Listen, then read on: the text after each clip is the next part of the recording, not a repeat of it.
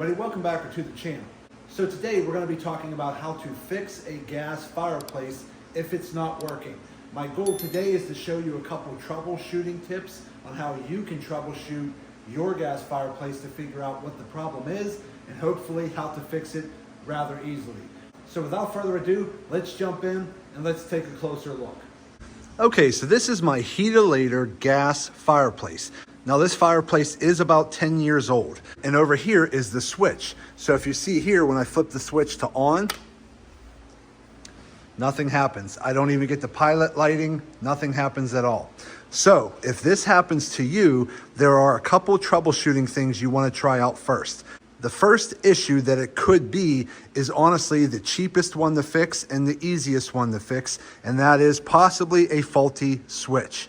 And the reason you want to check your switch first is because these switches here for a gas fireplace are what is considered a millivolt or low voltage switch. So you don't want to use a traditional switch that you would typically use to turn on your lights in your house. These switches here typically don't even have power going to them from your fuse panel because they're usually a very thin gauge wire that's creating a loop from your fireplace control box over to the switch, from the switch back to the control box. The switch is primarily completing the loop or breaking the loop. And again, this is a low voltage switch, so you could go in here and not worry about getting shocked. So the first thing you want to do is take your outer plate off, and then we're going to remove the switch. Once we do that, I'll show you what to do next.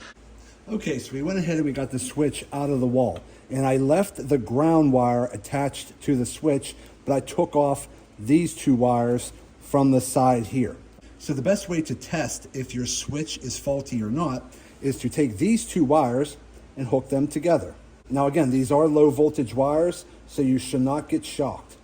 But if you want to wear gloves or do that with a set of pliers, that's fine too. So again, we just twisted them together. Now if we come over here and look, the fireplace is still not working. So that tells me that this switch is not the main problem as of now. That doesn't necessarily mean the switch is good or bad. It just tells me that there's another problem.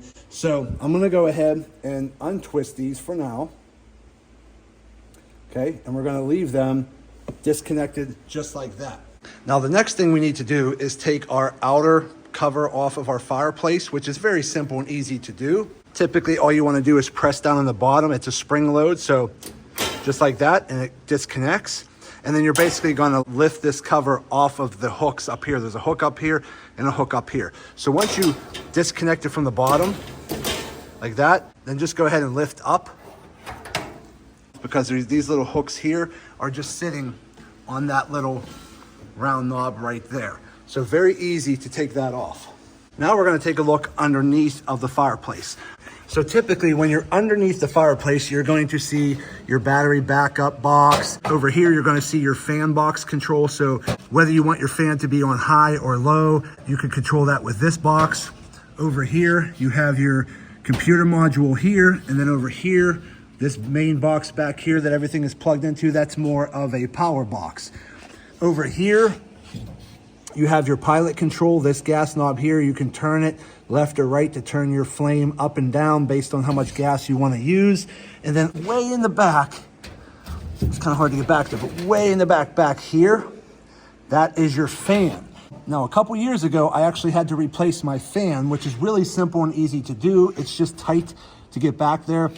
But as you can see down here, I don't know if it'll focus, there's a little screw over here and then one on the other side. All you have to do is unplug a couple wires from the fan, take those couple bolts out, and the whole fan unit pops out.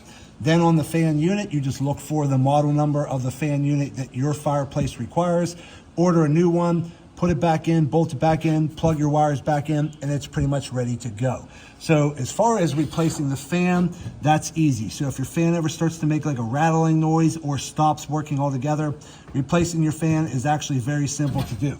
But back to the issue that we're having today. So we've already tested the wall switch, and as of now, that does not seem to be the problem.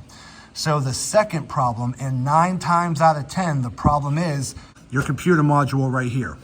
It's a little green box. Now your box might be a different color or a different shape. Again, this is a Heatilator fireplace, so this is what my computer module looks like. So what you want to do is kind of pull it out, just like this, and then take a picture of your computer module.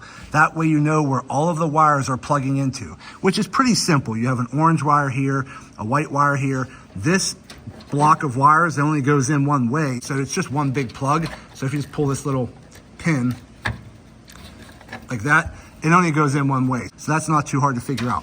And then over here, you have these two wires. So it's real simple and easy to figure out how to unplug everything. So this right here is most likely the problem to your fireplace not working.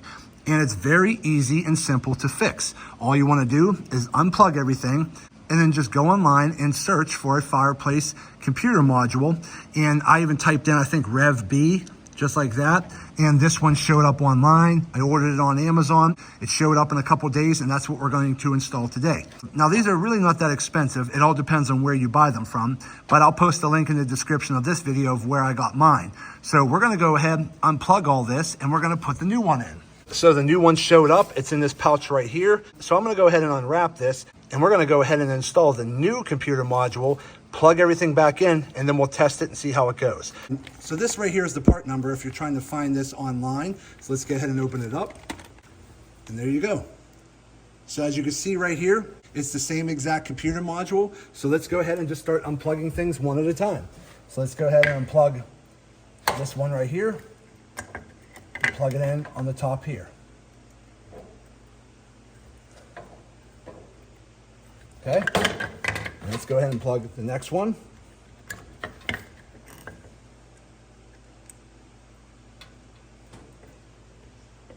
Okay. That's done. Now we got our harness here. We're just going to plug in on the side. All right.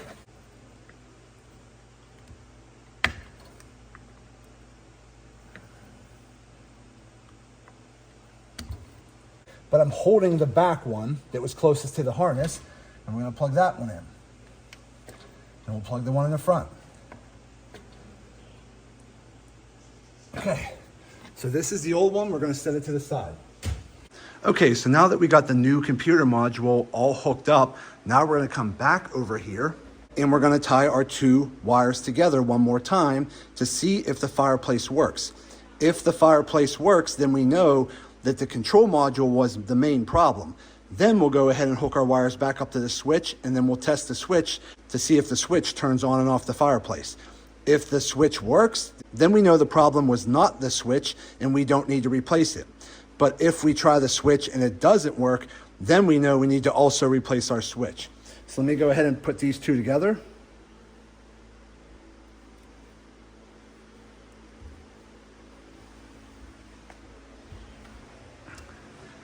And we have flame. So now the fireplace is working. So we know it was the computer box that was the problem. So now let's go ahead and disconnect these wires.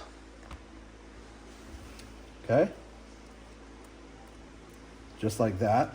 And I'll hook the red wire to this terminal and the white wire to this terminal. It doesn't really even matter which terminal you put it to, so don't worry about that. But right now we have this in the off position. So let me go ahead, put a little loop in my wire here. And we're going to loop it around that switch there. Tighten it down.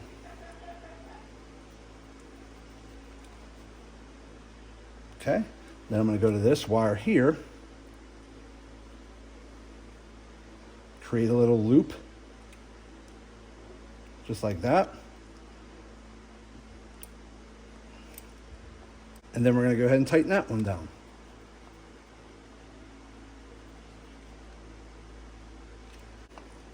Okay, so right now it's in the off position. So, fireplace is off. Come over here, flip the switch to on. Fireplace is working. We are good to go. So now we know that the switch is perfectly fine. I don't have to replace my switch.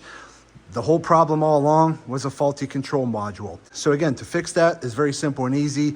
Now again, these control boxes might vary in price depending on where you get them. You should be able to find these control boxes anywhere from around $50 to maybe $80. So somewhere in that ballpark. I think I actually paid a little over 60 bucks for that. So everything's good to go. All I have to do now is hook my switch back up in the wall, go ahead and put my module back underneath, adjust my flame where I want it. We'll put the grill back on the front and we'll be good to go. Fireplace is off. Hit the switch.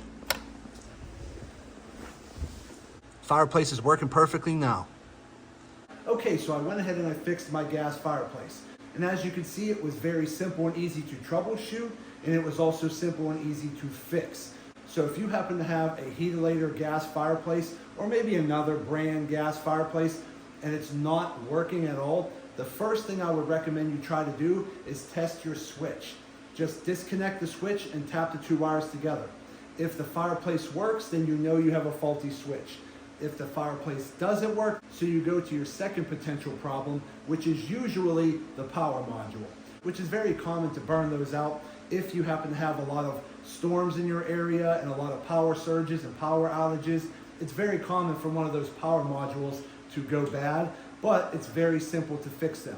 So as I just showed you, the switch wasn't the problem. You go down below, unplug your computer module, take a picture of it, search that specific model online. Make sure you buy the correct model number of power module for your fireplace. The simplest way to do that is just look for one that looks exactly like the one you currently have.